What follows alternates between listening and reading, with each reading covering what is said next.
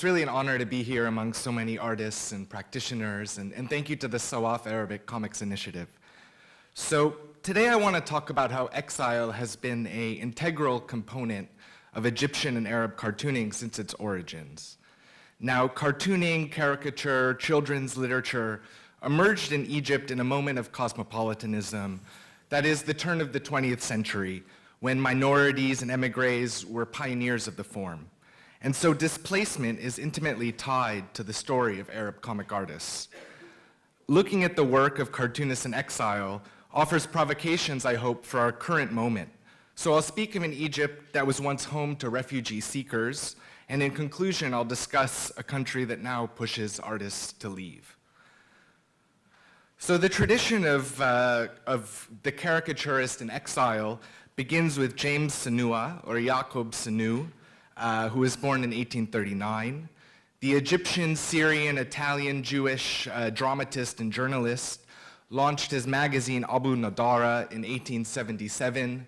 It was this two-page leaflet, almost like a zine, like we'd see today. And in satirical plays and polemical columns, he rallied against the economic injustices of the moment, the British colonial enterprise. And Sanua claimed to have been physically threatened by the Khedive court's goons, so he boarded a ship for Marseille in June 1878. Interestingly, the scholar Adam Mestian notes in a valuable article that there's little evidence besides Sanua's own story and his own claims that he was threatened. And I think this is true of so many stories of expatriation, that it's personal, not public, that those fleeing abroad often face speculation of whether the threats are real or not. 2 months later, Sanua was in France, where he published 28 installments of Abu Nadara's journey from victorious Egypt to splendorous Paris, his first publication with caricatures. Certainly, this might have had something to do with the more advanced printing technologies in France. It would be difficult to publish drawings when he began in Egypt. But abroad, Sanua turned to new satirical and artistic innovations. And over the next 3 decades, caricatures were always on the front and back of his publications, which were banned in Egypt.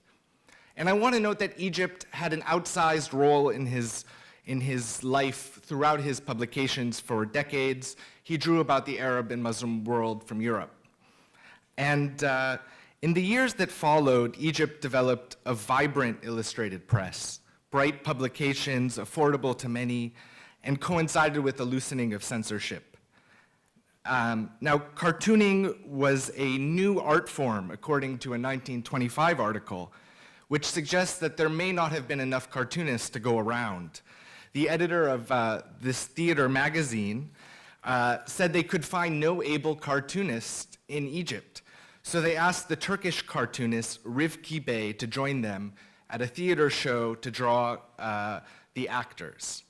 Now, we don't know much about Rifki Bey or his brother Shaw'i, except that they worked for the Ottoman Sultan and had fallen out of favor in Ataturk's New Republic.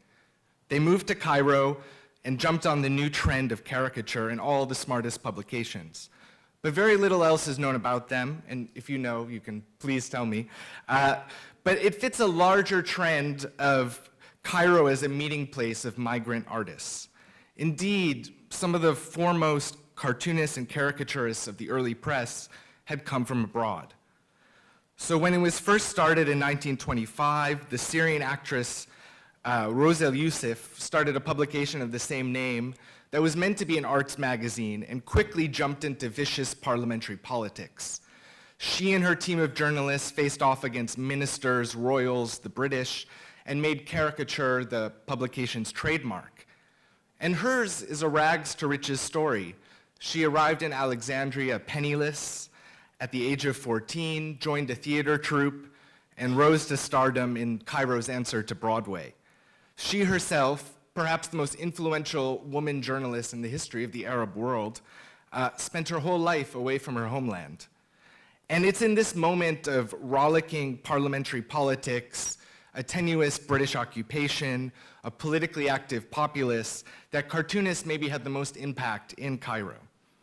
Which brings us to Juan Santos, a Spanish painter who the Egyptian prince Yusuf Kamil invited to establish the first fine arts college in Zamalek in Cairo in 1908. And as an aside, he was a teacher to Mahmoud Mukhtar, the great sculptor.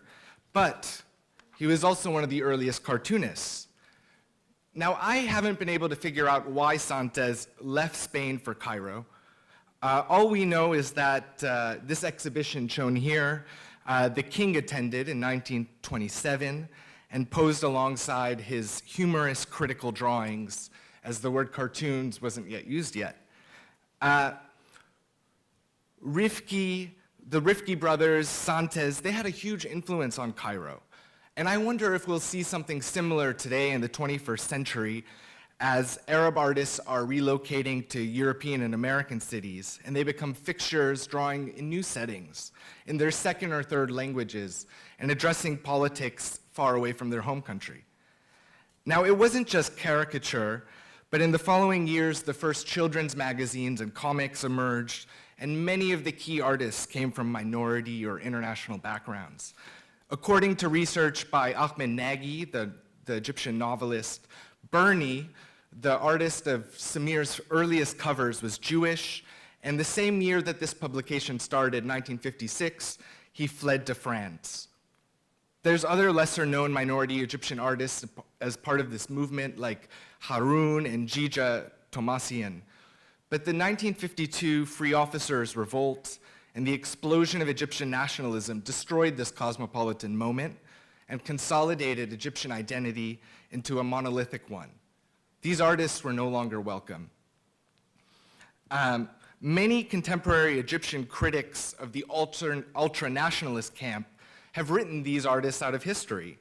In 2013, for example, I attended a seminar of the old guard, the Falul cartoonists, we might call them, and they argued that the first Egyptian cartoonist was Racha, who emerged in the 30s, which surprised me because I've just mentioned many artists from before coming from very diverse backgrounds. And perhaps this is why we know so little about their personal stories, because of their complex identities, which contradicted these new nationalisms. Now, the 50s and 60s are often called the golden age of Egyptian caricature, as children's magazines flowered and the Sabah al-Khir school of cartooning took shape. But it was also a time of severe crackdown, and in Nasser's security state, many artists and writers went to prison, but still there were some critical drawings of him in the press. Now, Anwar Sadat's presidency of the 70s through 1981 was even a more expansive clampdown. And it's in this period that I want to focus on, where many cartoonists chose to leave Egypt, the very generation that thrived under Nasser. They had to leave the country to take radical stands against Sadat's failure in the 73 war with Israel and his subsequent pursuit of a peace treaty, the Camp David Accords. Cartoonists couldn't criticize this, the president, or the treaty in the press. So they would rather stick to their principles than stay silent. Exile can be an opportunity to regroup, to create new solidarity. The cartoonist and virtuoso Mohiuddin Labad, for example, left for Beirut, where he published 67 books in the first year of Dar el-Fatah al-Arabi, the PLO children's publisher. Others, like Georges Bagouri, chose to work abroad, contributing to expat publications in France. Nabil Selmi, a lesser-known artist from the same generation, spent his life in Berlin. Both artists, as well as Naji El-Ali, the famous Palestinian, contributed to a 1977 exhibition at the Arab University in Beirut, quote, in solidarity between Egyptian national forces, the Palestine Revolution, and the Popular Revolution in Iran. As a contemporary article in the journal Lotus noted, works were displayed which dealt with the absence of democracy in Egypt and its ensuing economic and political results, as well as how Camp David was sabotaging Palestine. That is, the exhibition itself was a call for mobilization. A colleague of Labad's, Bahagat Osman, left Egypt for Kuwait for 10 years, apparently fearing retribution for his satire of Sadat. He would only return to the country after Sadat's assassination. In the Gulf, many Egyptian artists helped found new children's publications like Magid. They were given resources and space to produce new forms. And once Osman returned to Cairo, he returned to his bold anti-establishment cartooning. Now, these works were compiled into a 1987 book called, noted here, The Government and Citizens and Their Differences, originally published by El Ahali, the leftist newspaper. In the book, Bahget's drawings deal with poor people grappling with corruption and the effects of the Mubarak regime. And I wanted to draw out the dedication to the book, because I think it's particularly powerful. For the Egyptians in Egypt who are strangers in their country, the headquarters of our expatriate Arab children is in the Arab homeland. So I've been thinking about this dedication for about a year, and I want to propose a new concept of exile, which is exile from within. A broader notion of exile, of those who can't leave their homes, those who are stuck in their cities and who are in their countries, but alienated from their own states. Now, since 2013, artists, writers, critics of all shapes and sizes have been forced to leave Egypt because of General Abdel Fattah el-Sisi's severe crackdown. Cartoonists in exile or in self-exile are at risk. Now, I don't want to name or list these people in this presentation because, as I say, they are at risk, but we know many of their names and many of their stories. Some have been very forthcoming about it, like the artist Ganzir, who's drawn very eloquently for the nib about his own narrative, while others are keeping their stories to themselves for now. The choice of the comic artist to take such risks is actually quite similar to that of journalists, and on a daily basis they reckon with the possibility of expulsion. For those who can leave, the world becomes a waiting room until they can return home again. Now, I want to note the assassination of the Saudi writer Jamal Khashoggi in October shocked many. And this cartoon by Anwar, for me, really stood out. The image of the pen spilling ink that's almost blood. The Saudi writer's death, the assassination, killing, echoed the 1987 assassination of Naji al-Ali in London, who was also living in exile, whose descent had perhaps gone too far. It mirrored what happened to Ali Ferzat, the Syrian, whose story we know so well, who Assad ordered brutalized, and who now lives in Kuwait. These, of course, are the most extreme cases, and I think the spectrum of exile encompasses many varied situations.